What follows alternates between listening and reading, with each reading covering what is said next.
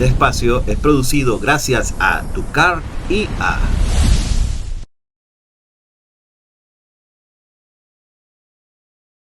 Y bienvenidos, queridas amigas y amigos, a Bienvenidos Venezolanos TV.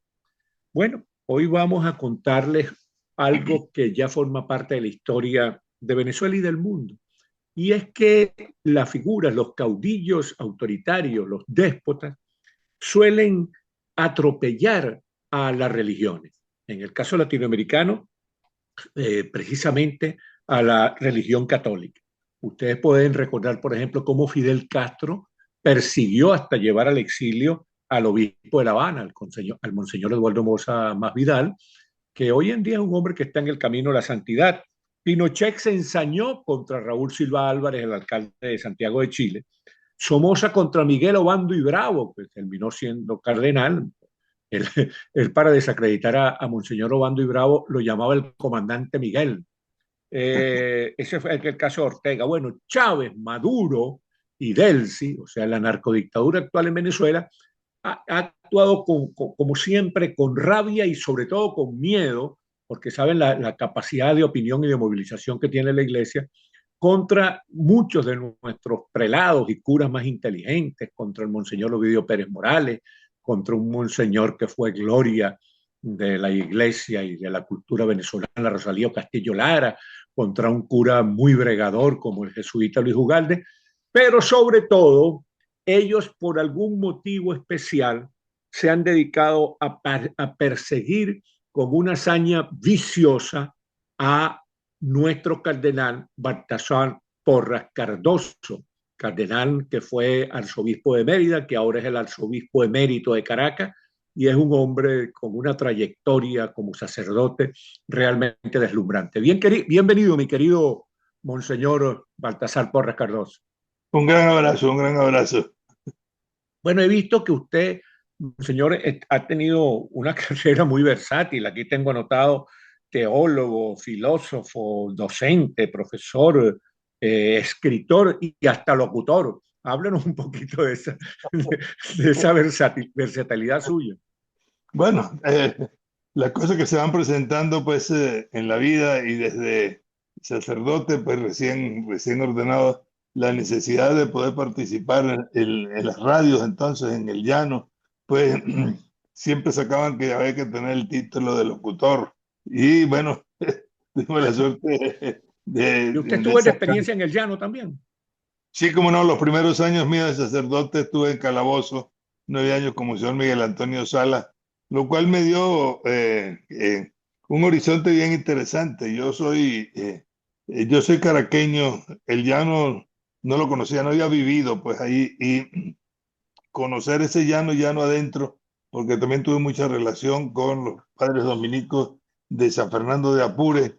Bueno, le da a uno una visión más amplia del país y sobre todo de cara a las autoridades de antes y de ahora, en la que todo se mira y se mide desde Caracas y con unos parámetros que no se corresponden con la realidad del oriente, del Zulia, de los Andes, del llano, de Guayana. Y eso es importante poder señalárselo a las autoridades pues, en su momento, porque se quieren imponer o se han impuesto una serie de leyes y de normas como que si todo el país fuera igual y no lo es. Exactamente, sí, es un país muy diverso, Venezuela, es un país amazónico, caribe, llanero, de la formación Roraima, Guayana, que es la más antigua del planeta. Y aparte de los llanos, ¿dónde ofició usted? ¿Por dónde anduvo su magisterio también? Bueno, en el llano y después en Caracas y después de Caracas en Mérida como obispo auxiliar primero, después como arzobispo. Fui administrador apostólico también de San Cristóbal a la muerte de Monseñor Ramírez Roa y después en los cargos en la conferencia episcopal, en el CELAN y en el Vaticano, pues que me han permitido o me permitieron en su momento ampliar el horizonte de mira, aprender, porque es mucho lo que hay que aprender de todos nuestros países hermanos y de la visión que desde el Vaticano en las distintas congregaciones, hoy en día dicasterios, en los que me tocó pues participar. Sí, bueno, le pregunto estas cosas porque tengo interés en que los venezolanos lo conozcan, porque usted ha sido uno de los venezolanos más paradigmáticos en los últimos años. Entonces, he visto, bueno, que usted tuvo su formación como sacerdote en Caracas, en Salamanca, ni más ni menos que en Salamanca, eh, la ciudad donde desarrolló su magisterio, entre otros, don Miguel de Unamuno, en París, en Dublín, y háblanos un poquito de ese recorrido. Bueno, en la época de estudiante y en aquellos años 60 que se podía hacer autostop y había toda una serie de beneficios cuando uno era estudiante, pues me permitió prácticamente conocer bastante de Europa, poder hacer cursos tanto de francés, pues en París, aunque ya el francés en el seminario de Caracas, los padres eudistas franceses y canadienses, tuvimos bastante conocimiento pues de ellos. Y, no, y que Pues todo sacerdote tiene la ventaja que al dominar el latín, todas las lenguas romances se le hacen fácil. así es, así es. Bueno, y entonces usted terminó como obispo, en este momento es el obispo emérito de Caracas, y le ha tocado ser protagonista de la política, aunque un sacerdote no es un político, pero en razón de la necesidad de la defensa, de la feligresía, de la defensa de sus fieles, tiene que, y de los derechos humanos en general, los sacerdotes tienen que protagonizar hechos que van más allá de la salvación del alma, entonces tienen que ocuparse también de la salvación del cuerpo de la gente. Háblenos un poco de eso también. Mira, yo creo que es interesante lo que está planteando en el sentido de que dice que si se es político o no es político. No hay ningún ciudadano en este mundo que no sea político. Vivimos en la ciudad y mucho más hoy en día en un mundo globalizado. Entonces las acciones que uno tiene y los valores que uno representa tienen que ver con la vida diaria, con la vida cotidiana.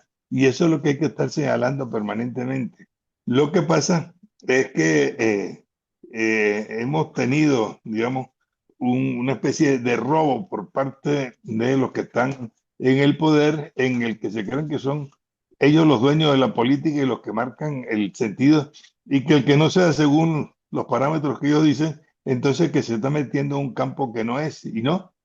Si es que uno que vive en la ciudad, pues, hasta hechos que pueden ser insignificantes. Tú te paras en la Plaza Bolívar de cualquier pueblo en Caracas y te pones a ver los árboles que están allí y en 2 minutos tiene un montón de gente al lado preguntándote qué es lo que estás viendo. Y tú dices que estás viendo un fantasma, que estás viendo unas ardillitas, que estás viendo una aparición y no sé cuánto. Y todo el mundo empieza entonces a ver, se arma como un corrillo, Revuelo ahí.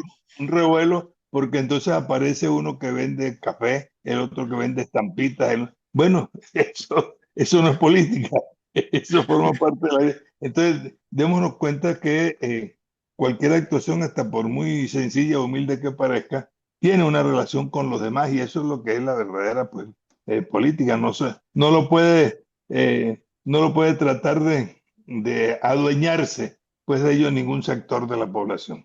Sí, sí, y recuerdo una enseñanza de Platón, el gran filósofo de la escuela ateniense de filosofía, que él decía que todo el que no se interesa por la política, entonces termina siendo gobernado por gente peor que él. Así es. Esa es una frase que Monseñor Ovidio Pérez Morales la repite con mucha frecuencia, que vacío que tú dejas alguien lo llena. Y entonces esa cierta concepción que tenemos que ser político, ejercerlo es sin vergüenza, entonces eso hay que dejarlo para quienes. Ah, bueno, nos tenemos que apartar de eso. ¿Y quiénes se adueñan entonces de eso? Los que...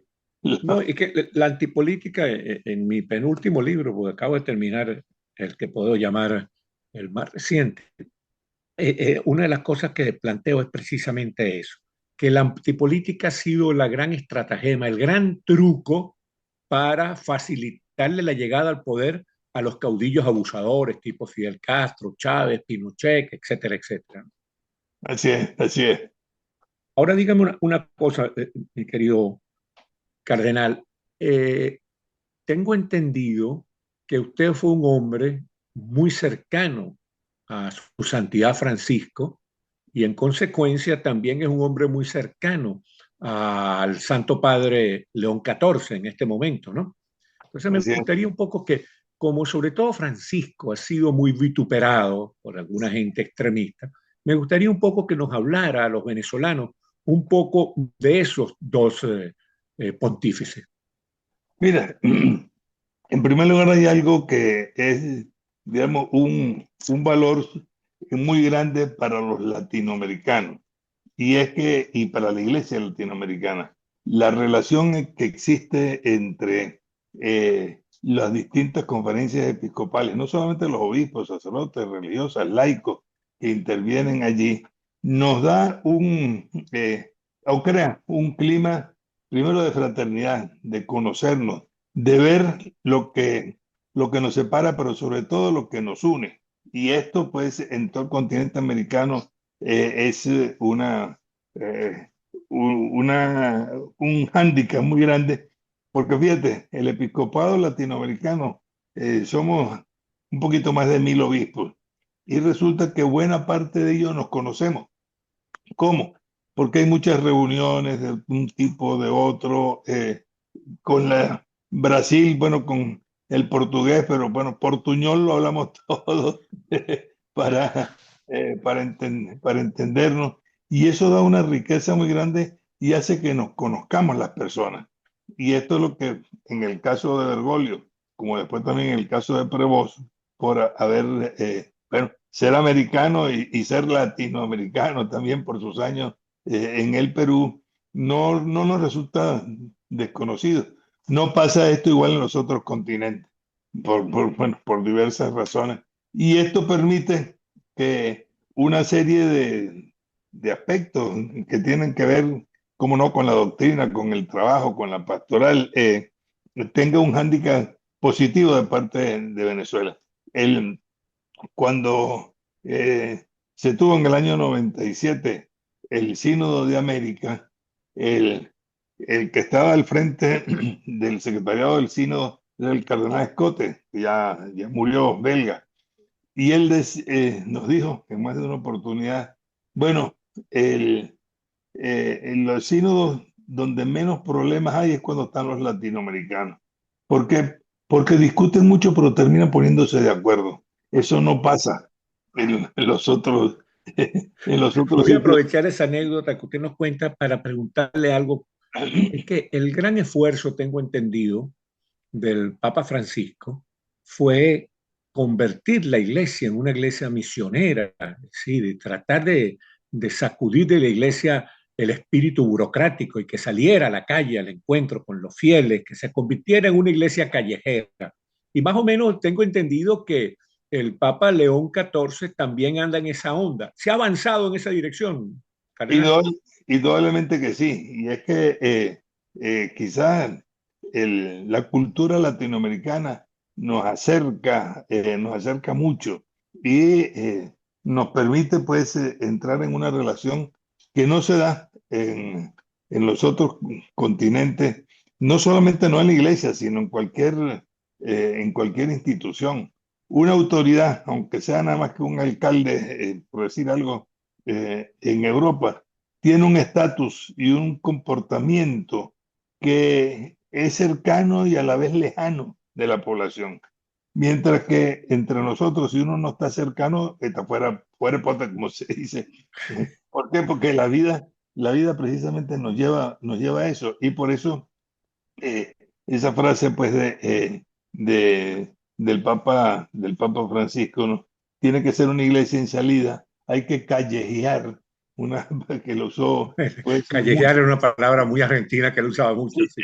que lo usó mucho. Es decir, si uno no toca la realidad de las cosas, la pobreza, la falta de esto y de lo otro en todos los sectores que sea, no lo llega a ver como algo externo a uno y no tenemos que verlo como algo propio. Y eso es una de las características de la pastoral, digamos, la insistencia del Papa Bergoglio, que es producto de el desarrollo, sobre todo, de la pastoral latinoamericana desde Medellín en el año 68 hasta nuestros días, y que en buena parte lo que puso, digamos, a nivel mundial y darle una mayor relevancia a los latinoamericanos fue precisamente el Papa Francisco.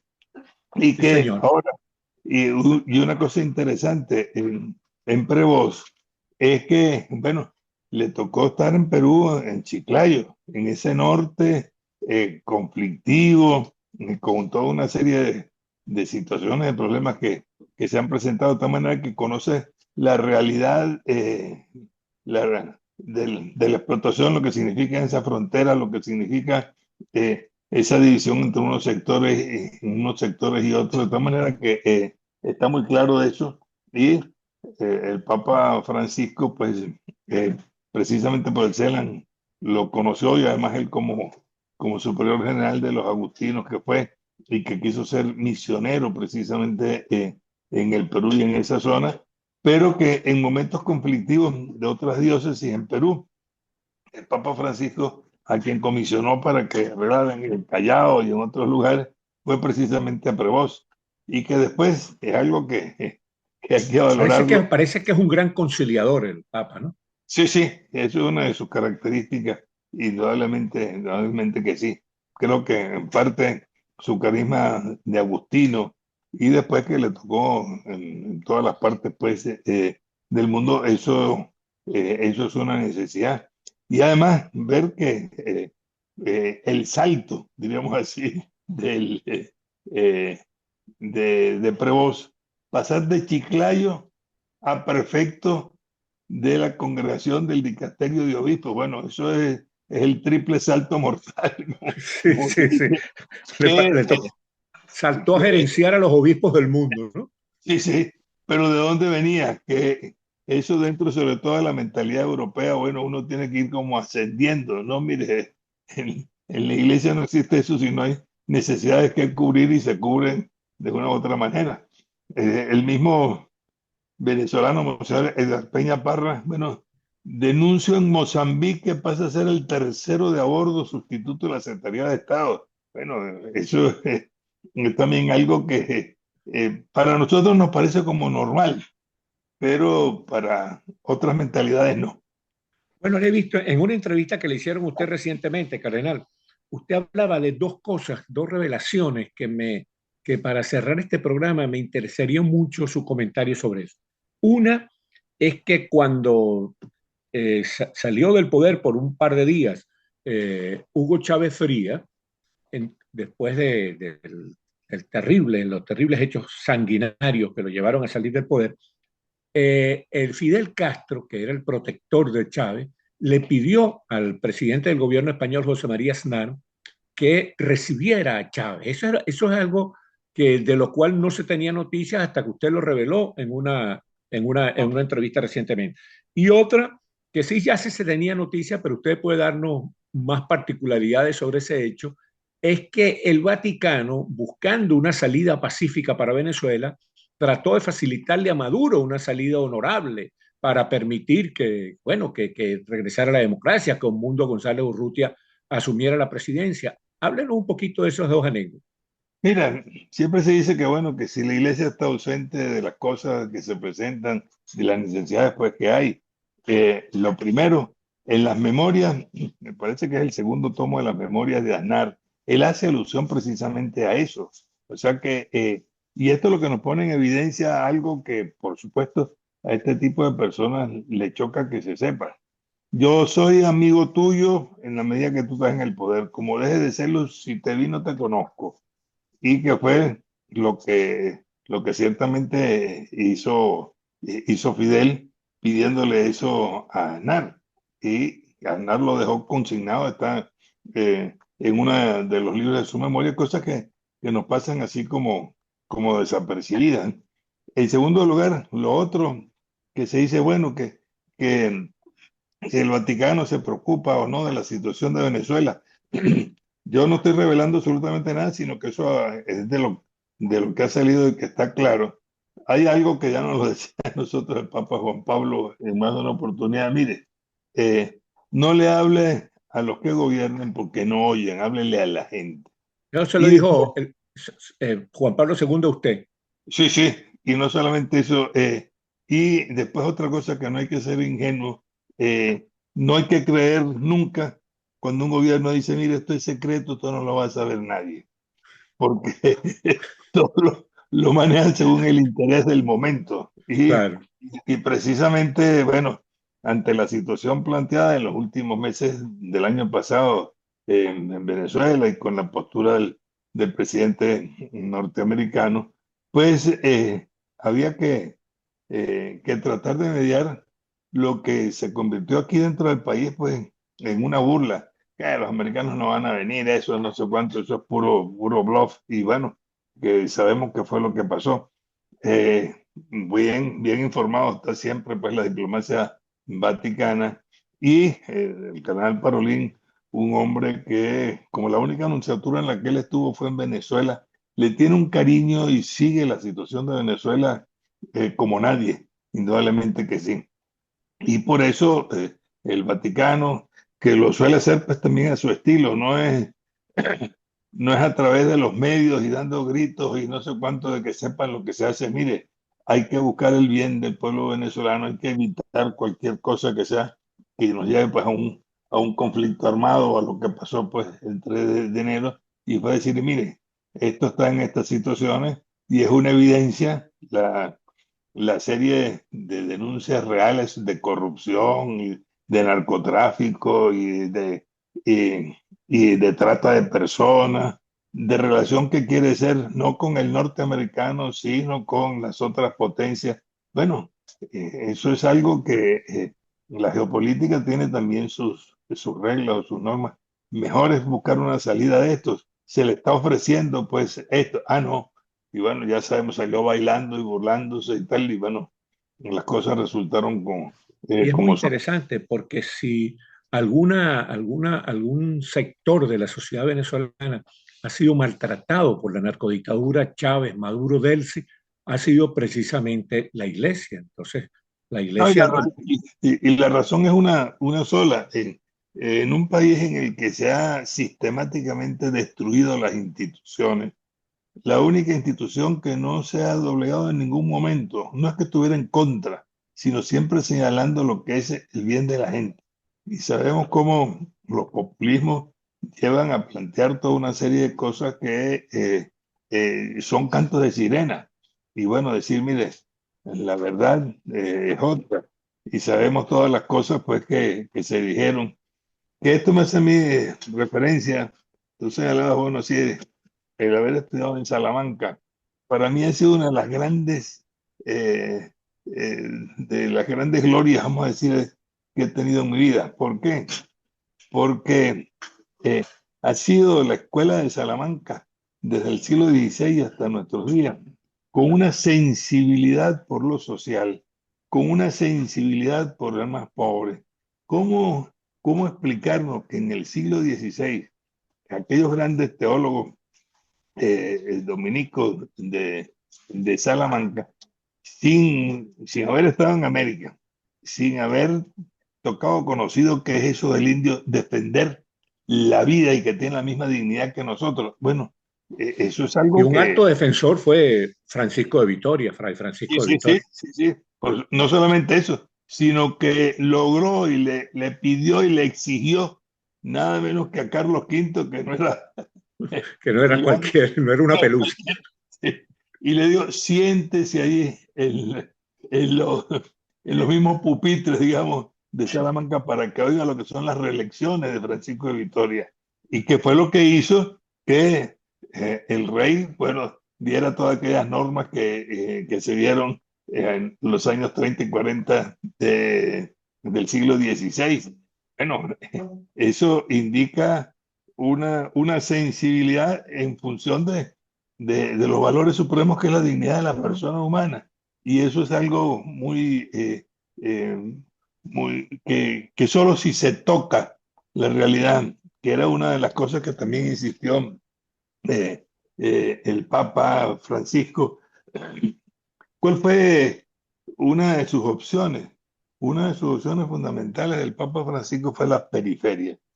Estamos acostumbrados a ver las cosas desde el círculo y ver quién está en el centro. En el centro siempre está el poder, pero ¿y dónde quedan los pobres? ¿Dónde quedan los excluidos? ¿Dónde quedan los que están en la cuneta?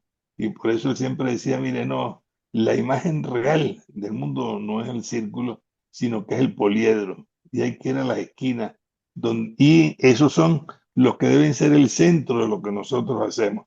No es como yo defiendo el poder, sino como defiendo a la gente que no tiene quien la defienda, que tiene los mismos derechos de un emperador, de un rey, de una persona sumamente importante.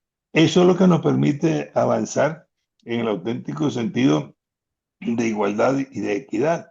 Una de las cosas que más pegan, pues, digamos, en la mente de uno, una realidad como la venezolana, es que uno ve que entre nosotros, entre lo que es la clase dirigente y pudiente, hay un abismo mayor que el que existe en otras latitudes entre las personas. Y hay cosas que uno ve, el tipo de restaurantes exclusivos que hay, por ejemplo, en Caracas, con unos precios impresionantes. Yo, alguna persona que invitó alguna vez le dijo, mira, me perdonas, ¿cuánto pagaste? Tanto. Pues mira, yo te invito en Madrid o en Roma a comer igual, quizás mejor que esto, por 10 veces menos de lo que tú has pagado aquí, donde puede entrar todo el mundo. No hace falta tener un carnet especial ni ser miembro de no sé qué club para tener acceso a eso. O sea, este tipo de regímenes es algo escandaloso realmente. Escandaloso, y crea más bien una división entre los que tienen tanto que no saben qué hacer con ellos y el que no tiene ni siquiera para lo mínimo. Sí, señor. Bueno, cardenal, oyéndolo hablar a usted, uno piensa que con usted no aplica aquel lema medieval que decía quo natura non dat, Salamanca non presta. Realmente el lema quiere decir que lo que la naturaleza no le da a uno, Salamanca no se lo puede dar, la universidad, pero en el caso suyo eso no aplica. Realmente los venezolanos estamos muy orgullosos de usted. Yo quiero decirle que voy a cumplir ya 22 años en el exilio en agosto de este año, y desde los tiempos de la pandemia me acostumbré a escuchar la misa todos los domingos, la misa suya, por YouTube. Entonces, es una manera que me permito yo de mantenerme en contacto con Venezuela. Una de las maneras de mantenerme en contacto con Venezuela es escuchar la misa oficiada por usted. Bueno, y quiero decir una cosa rápidamente antes de terminar este programa, y es que cuando mencioné a los prelados católicos perseguidos por los caudillos despóticos, no mencioné a Rolando Álvarez, el obispo nicaragüense perseguido por la dictadura de Ortega, de Daniel Ortega y su siniestra esposa Rosario Murillo. Mi querido cardenal Baltasar Porras Cardoso, qué grato, de verdad, qué grato y qué provechoso para mí, y estoy seguro que para nuestra gente que ve Bienvenidos Venezolanos TV, ha sido esta conversación con usted. Que Dios y la Virgen del Valle, digo la Virgen del Valle porque soy oriental, me lo guarden. Gracias, que así sea, y que no perdamos la esperanza. Y la esperanza se construye, no se encuentra. Hay que trabajar, hay que sudar, hay que ver momentos difíciles, pero eso es lo único que nos permite la sonrisa de poder ser auténticamente samaritanos. Que Dios te bendiga a todos los que nos siguen, y que confiamos siempre en que debemos ser protagonistas de lo que queremos y buscamos. La esperanza es lo único que no hemos perdido. Muchísimas gracias, queridas amigas y amigos, por haber tenido la amabilidad de vernos y escucharnos aquí en Tierra de Gracia con Alexis Ortiz por Bienvenidos Venezolanos TV. Este espacio es producido gracias a TUCART y a